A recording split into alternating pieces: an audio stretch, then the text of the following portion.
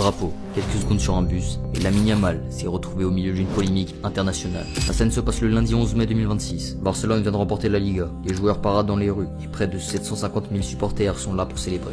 Sur le bus du Barça, Lamine Yamal apparaît avec un drapeau palestinien. L'image tourne immédiatement sur les réseaux. Certains y voient un geste de soutien, d'autres l'accusent de faire entrer la politique dans le football. Certains Palestiniens ont peint un mur à l'effigie de Lamine Yamal, d'autres ont déchiré son maillot. Et là, son entraîneur Hansi Flick est interrogé en conférence de presse. Sa réponse est prudente mais claire. Il dit qu'il n'aime pas trop ce genre de choses, qu'il a parlé avec Yamal mais que le joueur est majeur et que c'est sa décision. Sauf que l'affaire s'arrête pas là.